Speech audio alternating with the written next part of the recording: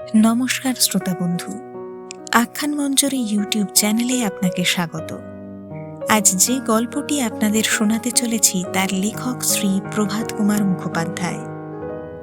বাংলা সাহিত্যের অপ্রতিদ্বন্দ্বী এই কথা সাহিত্যিক 1873 খ্রিস্টাব্দের 3রা ফেব্রুয়ারি পূর্ব বর্ধমানের ধাত্রী গ্রামে জন্মগ্রহণ করেন। তাঁর রচিত 14টি উপন্যাস ও মোট 108টি গল্প নিয়ে 12টি গল্প সংকলনের সম্ভার রয়েছে বাংলা সাহিত্যে। প্রভাত কুমার মুখোপাধ্যায় শ্রীমতী রাধামণি ও শ্রী জানোয়ারচন্দ্র শর্মা ছদ্মনামে বেশ কিছু সাহিত্য সৃষ্টি করেছেন। বিচিত্রমুখী গল্পের জন্য তিনি বাংলার মপাসা নামে খ্যাত হন। 1932 খ্রিস্টাব্দের 5ই এপ্রিল মাত্র 59 বছর বয়সে কলকাতায় প্রভাত কুমার মুখোপাধ্যায়ের জীবনাবসান হয়। তাহলে দেরি না করে শুনে নেওয়া যাক আজকের গল্প।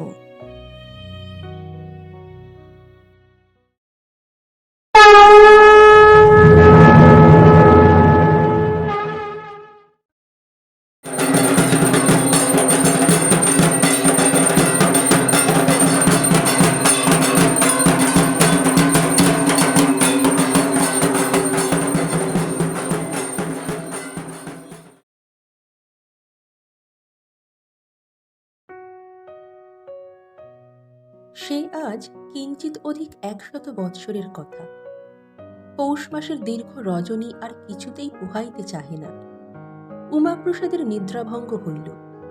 লেপের ভিতর অনুসন্ধান করিল, স্ত্রী নাই। বিছানা হাতড়াইয়া দেখিল তাহার ষোড়শী পত্নী একপাশে গুটিসুটি হইয়া পড়িয়া ঘুমাইতেছে। সরিয়া গিয়া অতি সন্তর্পণে তাহার গায়ে লেপখানি চাপাইয়া দিল। পাশে পায়ের দিকে হাত দিয়া দেখিল কোথাও ফাঁক রহিতেছে কিনা। উমাপ্রসাদ 20 বর্ষীয় যুবক, সম্প্রতি সংস্কৃত ছাড়িয়া শখ করিয়া পারস্য ভাষা শিক্ষা করিতে আরম্ভ করিয়াছে। মা নাই, পিতা পরম পণ্ডিত, পরম ধার্মিক, নিষ্ঠাবান শক্তি উপাসক, গ্রামের জমিদার, সম্মানের সীমা নাই। অনেক বিশ্বাস উমাপ্রসাদের পিতা কালীকিঙ্কর রায় মহাশয় একজন প্রকৃত সিদ্ধ পুরুষ, আত্মশক্তির বিশেষ অনুগৃহীত। গ্রামের আবাল বৃদ্ধ তাহাকে দেবতার মতো শ্রদ্ধা করে। উমাপ্রসাদ আপনার নবীন জীবনে সম্প্রতি নবপ্রণয়ের মাদকতা অনুভব করিতে আরম্ভ করিয়াছে।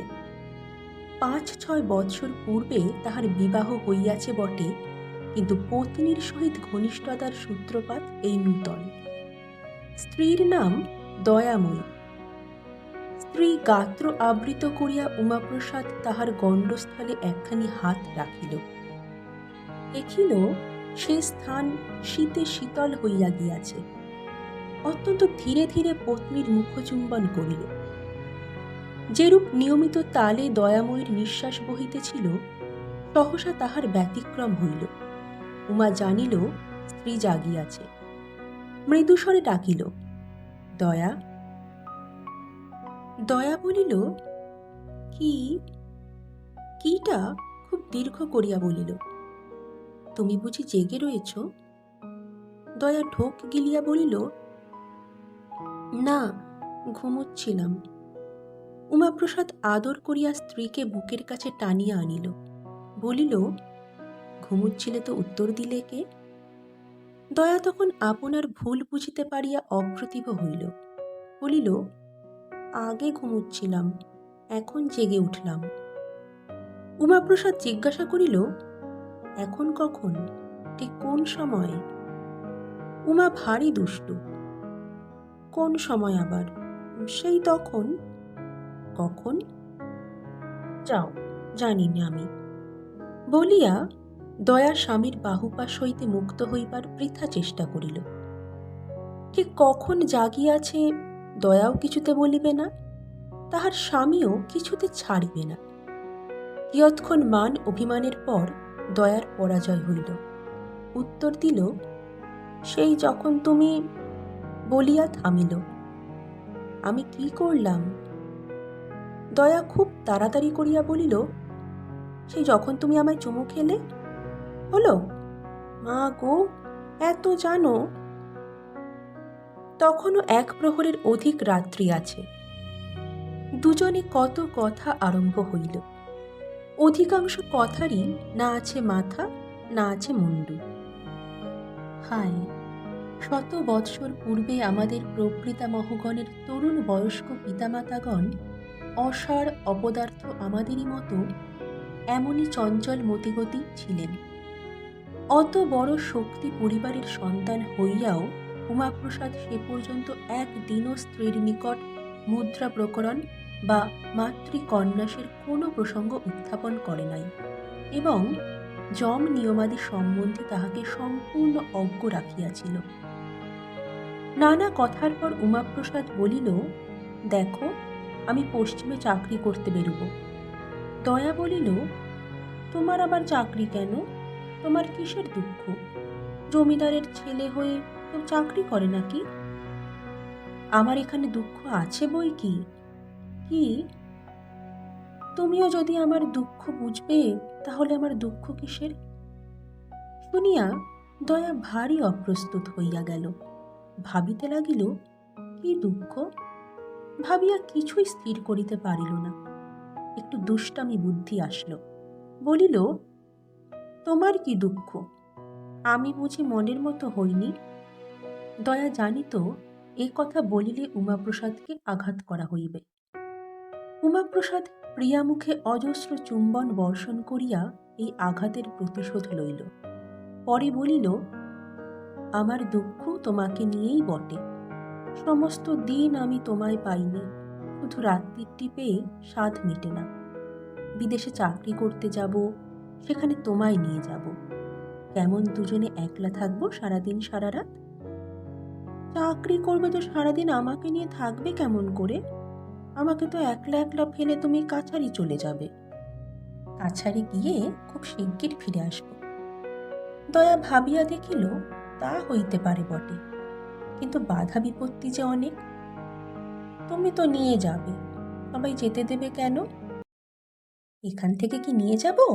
যখন শুনবো তুমি বাপের বাড়ি রয়েছ, তখন চুপি চুপি এসে তোমার সঙ্গে করে নিয়ে যাব। শুনিয়া দয়া হাসিল। ইহেও কি সম্ভব নাকি? কতদিন আমরা থাকবো সেখানে? অনেক বছর থাকব। দয়া মুচকি মুচকি হাসিতেছিল। সহসা একটা কথা তার মনে পড়িয়া গেল। বলিল, খোকাকে ফেলে কি অনেক বছর আমি বিদেশে থাকতে পারবো? উমাপ্রসাদ স্ত্রীর গালে গাল রাখিয়া কানের কাছে বলিল, ততদিন তোমারও একটি খোকা হবে। কথাটি শুনিয়া দয়ার ওষ্ঠপ্রান্ত হইতে কর্ণমূল পর্যন্ত লজ্জায় রাঙা হইয়া উঠিল, কিন্তু অন্ধকারে তাহা কেহ দেখিতে পাইল না। উল্লিখিত খোকাটি উমাপ্রসাদের জ্যেষ্ঠ সহোদর তারাপ্রসাদের একমাত্র সন্তান। স্বয়ং উমাপ্রসাদ এ বাটির শেষ খোকা। এই পরিবারে খোকা রাজার সিংহাসন বহুকাল শূন্য ছিল, তাই খোকার বড় আদর। খোকা বাড়ি শুদ্ধ সকলের চক্ষের মণি। খোকার মা হরসুন্দরী, তার তো গরবে আর মাটিতে পা পড়ে না। দয়া সহসা বলিল, আজ এখনো খোকা এলো না কেন? ভোর রাত্রে রোজ খোকা কাকিমার কাছে আসে। এটি তার নিত্য নৈমিত্তিক কার্য। যদিও বাটিতে দাসদাসীর অভাব নাই, তথাপি গৃহকার্যের অধিকাংশ দয়া স্বহস্তে করিত। বিশেষত তাহার শ্বশুরের পূজান্নিক সম্পর্কীয় যাহা কিছু কার্য, তাহাতে দয়া ছাড়া অপর কাহারও হস্তস্পর্শ করিবার অধিকার ছিল না। সারাদিন এই সমস্ত কার্যে ব্যস্ত থাকিয়াও খোকাকে সে এক মুহূর্ত চক্ষের আড়াল করিত না। কাকিমা গা মুছাইয়া না দিলে খোকা গা মুছবে না, কাকিমা কাজল পরাইয়া না দিলে খোকা কাজল পরে না, কাকিমার কোলে ভিন্ন অন্য কোথাও খোকা শুইয়া দুধ খায় না। খোকার বিছানায় তার কাকিমা অনেক রাত্রি অবধি থাকিয়া ঘুম পাড়াইয়া আসে। ভোর রাত্রে ঘুম ভাঙিলেই খোকা কাকিমা বলিয়া কান্না জুড়িয়া দেয়। এই প্রগল্ভতা, এই অন্যায় আবদারের জন্য মাঝে মাঝে তাহাকে হরসুন্দরীর নিকট হইতে চড়টা চাপড়টা পুরস্কার পাইতে হয়। কিন্তু বলাই বাহুল্য, তাহাতে কান্না না থামিয়া আরও 10 গুণ বাড়িয়া ওঠে। তখন হরসুন্দরী তাহাকে কোলে করিয়া ক্রোধে ও নিদ্রা ঘোরে টলিতে টলিতে দয়ার শয়নকক্ষের দ্বারে আসিয়া ডাকেন, ছোট বউ, ও ছোট বউ, এই নে তোর খোকাকে। বলিয়া দুয়ার খুলিবার অপেক্ষা না রাখিয়াই খোকাকে মাটিতে বসাইয়া প্রস্থান করেন। দয়া প্রায় জাগিয়া থাকে, না থাকিলেও খোকার ক্রন্দনে শীঘ্রই জাগিয়া উঠে, ফুটিয়া আসিয়া খোকাকে বুকে করিয়া লইয়া যায়। কে মেরেছে, কে মেরেছে বলিয়া কত সোহাগ করে। মাথার শিয়রে পানের ডিবায় কোনোদিন কদমা, কোনোদিন বাতাসা, কোনোদিন নারিকেল নাড়ু সঞ্চিত থাকে, তাই খোকা ভক্ষণ করে। তাহার পর নিশ্চিন্ত হইয়া কাকিমার কোলে শুইয়া ঘুমাইয়া যায়। আজ এখনো খোকা আসিল না বলিয়া দয়া কিছু উৎকণ্ঠিত হইল। বলিল, বাচ্চার অসুখ বিসুখ করেনি তো? উমাপ্রসাদ বলিল, বোধহয় এখনো রাত্রি আছে, দেখি দাঁড়াও। উমাপ্রসাদ বিছানা হইতে উঠিয়া জানালা খুলিল। বাহিরে আম ও নারিকেল বৃক্ষবহুল বাগান। তখনও চন্দ্রাস্ত হয় নাই, কিন্তু অধিক বিলম্বও নাই। দয়া নিঃশব্দে আসিয়া স্বামীর পার্শ্বে দাঁড়াইল। বলিল, রাত আর বেশি কই? শীতের হিমবায়ু হু হু করিয়া জানালা পথে প্রবেশ করিতে লাগিল। তবু দুইজনে সেই অল্পালোকে পরস্পরের পানে চাহিয়া কতক্ষণ দাঁড়াইয়া রহিল। অনেকক্ষণ তাহাদের চোখ খুঁজে উপবাসী ছিল। দয়া বলিল, দেখো আজ আমার মনটা কেমন হয়ে গেছে। খোকা এখনো এলো না, কি জানি কেন মনটা এমন খারাপ হয়ে গেল। উমাপ্রসাদ বলিল, এখনো খোকার আসবার সময় হয়নি। যেদিন ঘুমিয়ে পড়ে সেদিন তো আসতে দেরিও হয়। তোমার মন সেজন্যে খারাপ হয়নি। কেন হয়েছে আমি জানি। কেন বলো দেখি? বলেছি কি না আমি পশ্চিমে যাব চাকরি করতে, তাই তোমার মন খারাপ হয়ে গেছে। বলিয়া উমাপ্রসাদ স্ত্রীকে নিজের আরো কাছে টানিয়া লইল। দয়া একটি ছোট্ট দীর্ঘ নিঃশ্বাস ফেলিয়া বলিল, আমি বুঝতে পারছি নে, মনে হচ্ছে যেন আর তোমার সঙ্গে দেখা হবে না। বাহিরে জ্যোৎস্না নিরতিশয় ম্লান। পত্নীর কথা শুনিয়া উমাপ্রসাদের মুখখানিও ম্লান হইয়া গেল। অনেকক্ষণ দুইজনে দাঁড়াইয়া রহিল। চাঁদ ডুবিয়া গেল। গাছপালা অন্ধকারে গা ঢাকা দিল। জানালা বন্ধ করিয়া উভয়ে শয্যায় ফিরিয়া আসিল। ক্রমে একটা আচটা পাখির ডাক শোনা গেল। পরস্পরের বক্ষ নিবদ্ধ হইয়া তাহারা ঘুমাইয়া পড়িল। ক্রমে জানালার রন্ধ্রপথে প্রভাতের আলোকরশ্মি প্রবেশ করিতে লাগিল। তখনও দুইজনে নিদ্রাভিভূত। সহসা বাহির হইতে উমাপ্রসাদের পিতা ডাকিলেন, উমা! প্রথমে ঘুম ভাঙিল দয়ার। সে গা ঠেলিয়া স্বামীকে জাগাইয়া দিল। কালীকিঙ্কর আবার ডাকিলেন, উমা! স্বরটা কম্পিত, যেন অন্যরূপ। ইহা যে তাহারই কণ্ঠস্বর তাহা যেন কষ্টে বুঝা গেল। এত ভোরে পিতা তো কখনো ডাকেন না, আর তাহার স্বরই বা এমন হইল কেন? তবে সত্য সত্যই খোকার কিছু অসুখ বিসুখ করিয়াছে বুঝি। উমাপ্রসাদ তাড়াতাড়ি উঠিয়া দুয়ার খুলিয়া দিল। দেখিল পিতার পরিধানে রক্তবর্ণ কৌশের বস্ত্র, স্কন্ধে নামাবলী উত্তরীয়, গলে রুদ্রাক্ষ মাল্য লম্বমান। এ কি, এত ভোরে তাহার পূজার বেশ কেন? অন্যদিন গঙ্গা স্নান করিয়া আসিয়া তবে তিনি পূজার বেশ পরিধান করেন। মুহূর্তকালের মধ্যে এই চিন্তা পরম্পরা উমাপ্রসাদের মস্তকে উদিত হইল। দ্বার খুলিবা মাত্র কালীকিঙ্কর পুত্রকে জিজ্ঞাসা করিলেন, বাবা, ছোট বৌমা কোথায়? স্বর পূর্ববৎ কম্পিত। উমাপ্রসাদ কক্ষের চারিদিকে চাহিল। দয়া শয্যা ত্যাগ করিয়া উঠিয়া কিছু দূরে জড়সড় হইয়া দাঁড়াইয়াছিল। কালীকিঙ্কর সেই দিকে নেত্রপাত করিলেন। বধূকে দেখিতে পাইবা মাত্র নিকটবর্তী হইয়া তাহার পদতলে সাষ্টাঙ্গ প্রণিপাত করিলেন। উমাপ্রসাদ বিস্ময়ে বাক্যহীন। দয়াময়ী শ্বশুরের এই অদ্ভুতাচরণ দেখিয়া নিস্পন্দভাবে দাঁড়াইয়া রহিল। প্রণামান্তে কালীকিঙ্কর বলিলেন, মা, আমার জন্ম সার্থক হল। কিন্তু এতদিন কেন বলিসনি মা? উমাপ্রসাদ বলিল, বাবা, বাবা। কালীকিঙ্কর বলিলেন, বাবা, ইহাকে প্রণাম করো। উমাপ্রসাদ বলিল, বাবা, আপনি কি উন্মাদ হয়েছেন? উন্মাদ হইনি বাবা, এতদিন উন্মাদ ছিলাম বটে, আজ আরোগ্য লাভ করেছি, সেও মায়ের কৃপায়। কালীকিঙ্কর বলিলেন, বাবা, আমার বড় সৌভাগ্য, যে কুলে জন্মেছি তা পবিত্র হল। বাল্যকালে কালী মন্ত্রে দীক্ষিত হয়েছি। এতদিন যে সাধনা, যে আরাধনা করলাম, তা নিষ্ফল হয়নি। মা জগন্ময়ী কৃপা করে ছোট বৌমার মূর্তিতে আমার গৃহে স্বয়ং অবতীর্ণা হয়েছেন। গত রজনীতে স্বপ্নযোগে আমি এই প্রত্যাদেশ পেয়েছি, আমার জীবন ধন্য হল। দয়াময়ী ছিল মানবী, সহসা দেবীত্বে অভিষিক্ত হইল। পূর্বোক্ত ঘটনার পর 3 দিন অতিবাহিত হইয়াছে। এই দিবসত্রয়ে এই সংবাদ বহু দূর ব্যাপ্ত হইয়া গিয়াছে। আশেপাশের বহু গ্রাম হইতে বহু জন আসিয়া প্রসিদ্ধ শাক্ত জমিদার কালীকিঙ্কর রায়ের বাটিতে দয়াময়ী রূপিণী আদ্যাশক্তিকে দর্শন করিয়া গিয়াছে। দয়াময়ী রীতিমতো পূজা আরম্ভ হইয়াছে। ধূপ দীপ জ্বালিয়া, শঙ্খ ঘণ্টা বাজাইয়া ষোড়শা প্রচারে তাহার পূজা হয়। এ কয়দিন দয়াময়ীর সম্মুখে বহু সংখ্যক ছাগ বলি হইয়া গিয়াছে। কিন্তু এ 3 দিন দেবতার পূজা পাইয়াও দয়াময়ী কেবল কাঁদিতেছে। আহার নিদ্রা এক প্রকার ত্যাগ করিয়াছে বলিলেই হয়। এই আকস্মিক অদ্ভুত ঘটনায় তাহাকে এমন অভিভূত বিপর্যস্ত করিয়া ফেলিয়াছে যে সে 2 দিন আগে এ বাটির বধূ ছিল, শ্বশুর ও ভাসুরের সাক্ষাতে বাহির হইত না, এ সমস্তই বিস্মৃত হইয়াছে। এখন আর তাহার মুখে অবগুণ্ঠন নাই। যাহার তাহার পানে শূন্য দৃষ্টিতে পাগলিনীর মতো চাহিয়া থাকে।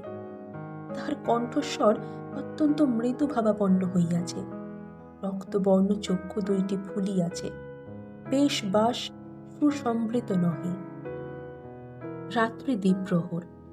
পূজার ঘরে একটি কোণে ঘৃতদ্বীপ মিটিমিটি করিয়া জ্বলিতেছে। পুরো কম্বলের বিছানায় রেশমি বস্ত্রের আবরণ। তাহার উপর দয়াময়ী শয়ন করিয়া আছে। গায়ে একখানি মোটা শাল। দুয়ার বন্ধ ছিল মাত্র, অর্গলিত ছিল না। অত্যন্ত ধীরে ধীরে সে দুয়ার খুলিতে লাগিল। চোরের মতো সন্তর্পণে উমাপ্রসাদ প্রবেশ করিল। দুয়ার বন্ধ করিয়া খিল দিল। উমাপ্রসাদ দয়াময়ীর বিছানায় আসিয়া বসিল। সেদিন উষাকালের ঘটনার পর স্ত্রীর সহিত এই তাহার প্রথম নিভৃত সাক্ষাৎ।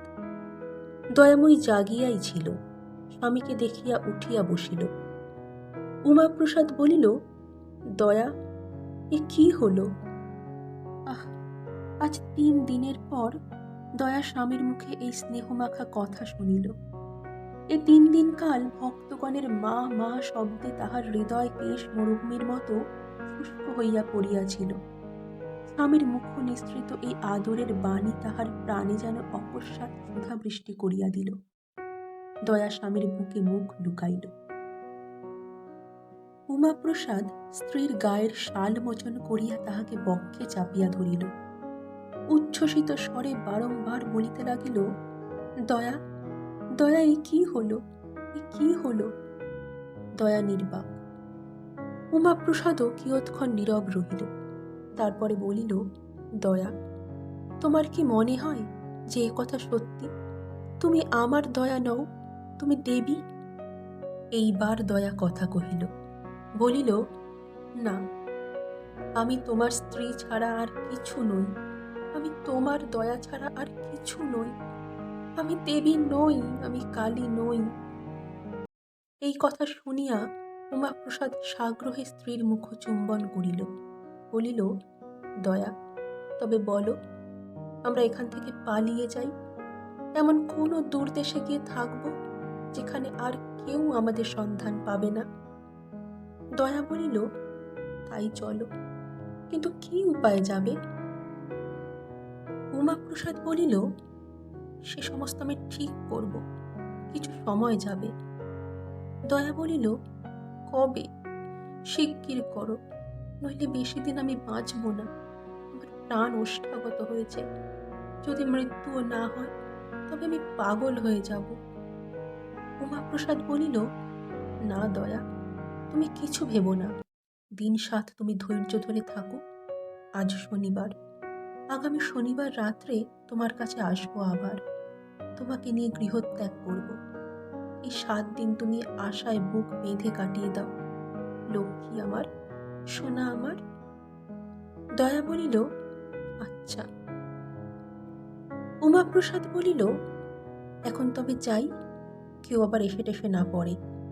বলিয়া সে পত্নীকে গাঢ় আলিঙ্গন করিয়া বিদায় লইল। পরদিন প্রভাতে দয়াময়ীর পূজা যখন প্রায় শেষ হইয়া আসিয়াছে, তখন গ্রামের একজন অশীতিপর বয়স্ক বৃদ্ধ লাঠিতে ভর করিয়া আসিয়া উপস্থিত হইলেন। তাহার কোটরান্তর্গত চক্ষু দিয়া দরদর করিয়া অশ্রু প্রবাহিত হইতেছে।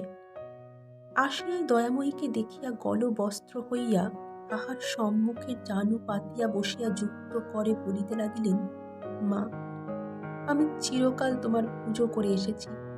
আজ আমার বড় বিপদ মা, আজ ভক্তকে রক্ষা করো। দয়াময়ী বৃদ্ধের মুখের পানে ফ্যাল ফ্যাল করিয়া চাহিয়া রহিল। পুরোহিত বলিলেন, কেন দাদা, তোমার কি বিপদ হয়েছে? বৃদ্ধ বলিলেন, আমার নাতিটি কয়দিন জ্বর বিকারে ভুগছিল। আজ সকালে কবরেজ জবাব দিয়ে গেছে। সে না বাঁচলে আমার বংশ লোপ হবে। আমার ভিটে সন্ধি দেবার আর কেউ থাকবে না। তাই মার কাছে তার প্রাণ ভিক্ষা চাইতে এসেছি। কালীকিঙ্কর চণ্ডীপাঠ করিতেছিলেন। তিনি বৃদ্ধের দুঃখে নিরতিশয় দুঃখিত হইয়া দয়াময়ীর মুখের পানে চাহিয়া বলিলেন, মাগো, বুড়ার নাতিটিকে বাঁচিয়ে দিতে হবে মা। বলিয়া তিনি বৃদ্ধকে বলিলেন, দাদা, তোমার নাতিকে এনে মার পায়ের কাছে ফেলে রাখো। জমের বাবার সাধ্য হবে না এখান থেকে নিয়ে যেতে। এ কথা শুনিয়া বৃদ্ধ মহা আশ্বস্ত হইলেন।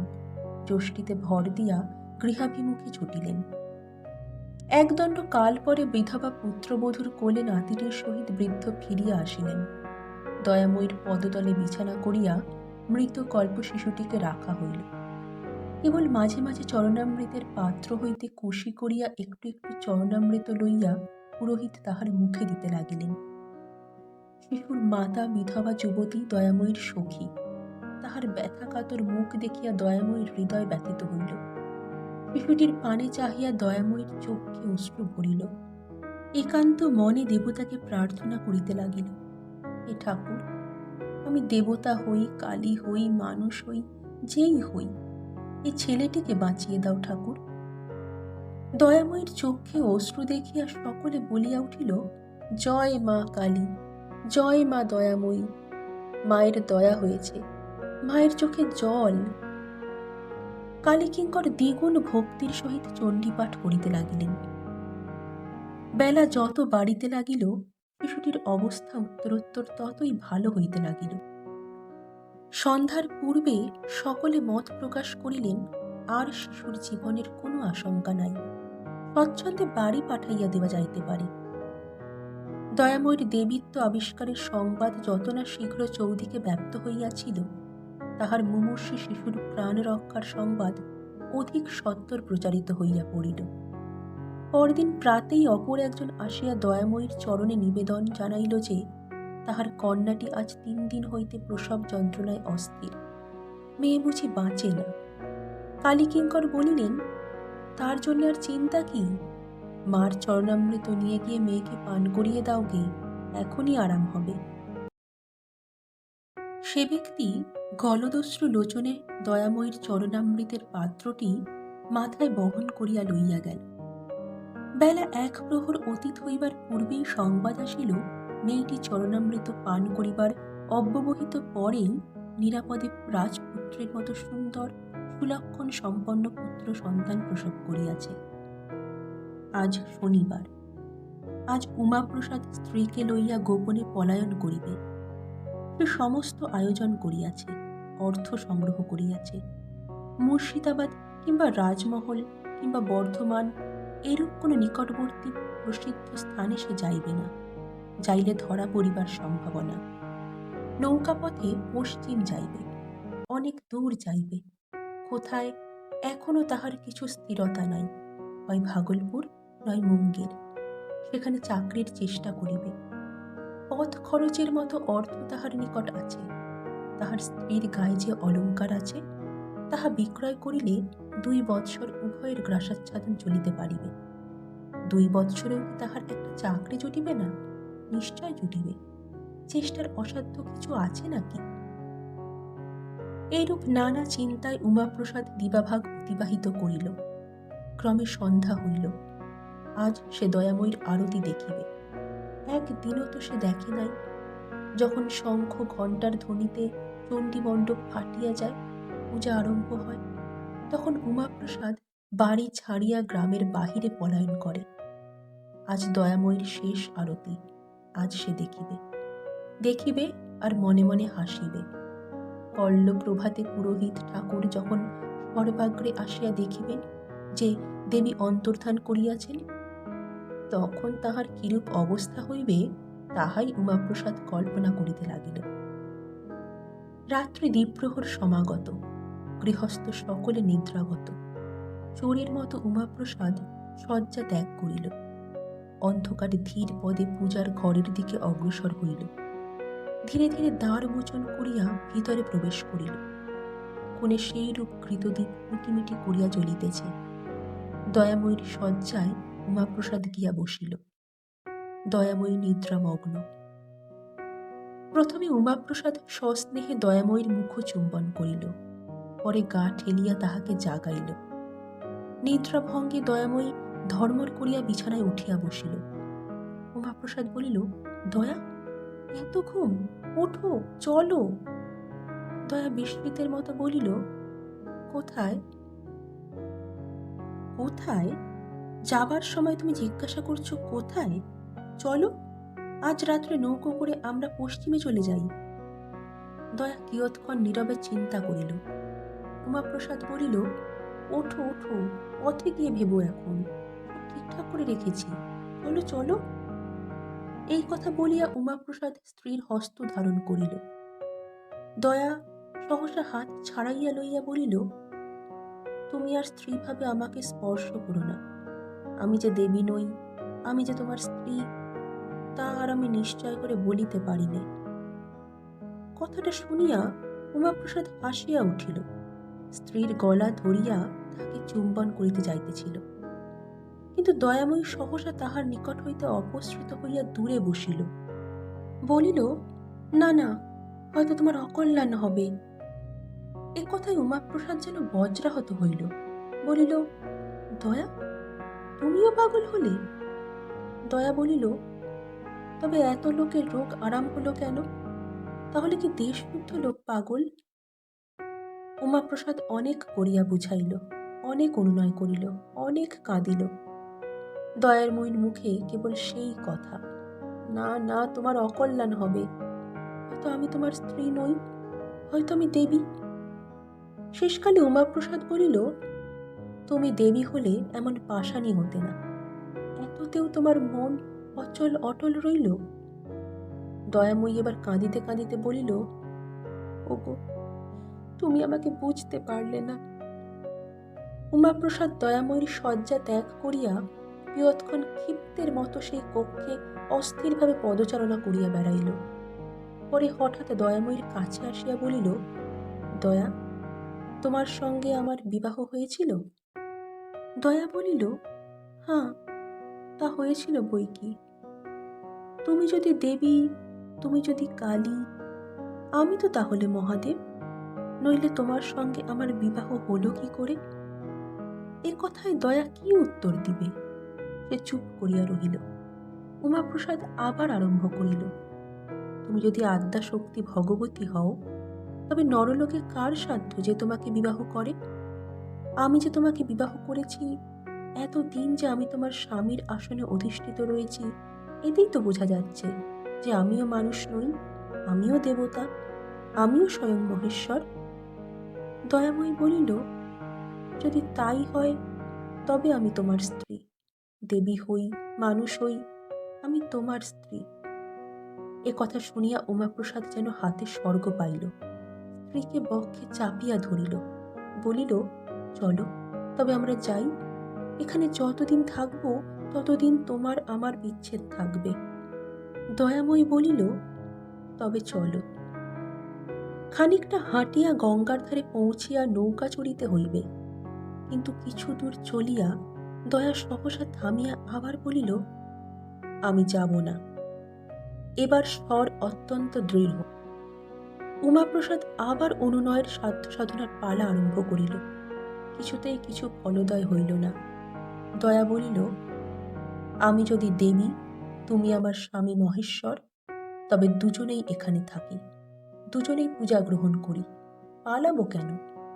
এতজনের ভক্তিতে আঘাত দেব কেন? আমি পালাবো না, চলো ফিরে যাই। উমাপ্রসাদ মর্মাহত হইয়া বলিল, তুমি একা ফিরে যাও, আমি যাব না। তাহাই হইল। দয়া একা দেবীত্বে ফিরিয়া গেল। উমাপ্রসাদ সেই নিশ্চিত অন্ধকারে মিলাইয়া গেল। পরদিন তাহার আর কোনো উদ্দেশ পাওয়া গেল না। দয়াময়ীর দেবীত্বে সকলেই বিশ্বাস পান, কেবল বিশ্বাস করে নাই তাহাদের বড় বধূ হরসুন্দরী, খোকার মা। প্রথম 2-4 দিন তাই বড় বধূই দয়াময়ীর জুড়াবার ঠাঁই ছিল। প্রথমে যখন স্বয়ং দয়াময়ী বিশ্বাস করিতে চাহে নাই যে সে দেবী, তখন সে একদিন বড় বধূর কাছে গিয়া কাঁদিয়া পড়িয়াছিল, দিদি, আমারে কি হলো? তিনি বলিয়াছিলেন, কি করব বোন, ঠাকুর পাগল হয়ে গিয়েছেন, বুড়ো বয়সে ওনার ভীমরতি ধরেছে। উমাপ্রসাদের নিরুদ্দেশের পর 2 সপ্তাহ গেল। 3য় সপ্তাহে খোকার জ্বর হইল। 3 দিন ছেলে শুকাইয়া যাইতে লাগিল। বৈদ্য আসিল, কিন্তু কালী কিঙ্কর তাহাকে চিকিৎসা করিতে দিলেন না। বলিলেন, আমার বাড়িতে স্বয়ং মার অধিষ্ঠান, কত কত দুঃসাধ্য রোগ মার চরণামৃত পান করে ভালো হয়ে গেল, আর আমার বাড়িতে রোগ হলে বৈদ্য সে চিকিৎসা করবে? বড় বধূ নিজ স্বামী তারাপ্রসাদের কাছে কাঁদিয়া পড়িলেন, ওগো, ছেলেকে বুদ্ধি দেখাও গো, নইলে আমার ছেলে বাঁচবে না। ও রাক্ষসী ডাইনি আমার ছেলেকে বাঁচাতে পারবে না, ওর কি সাধ্যি। তারাপ্রসাদ অত্যন্ত পিতৃভক্ত। পিতার বিশ্বাস, পিতার বিধান এ সমস্ত তিনি বেদের মতো মান্য করেন।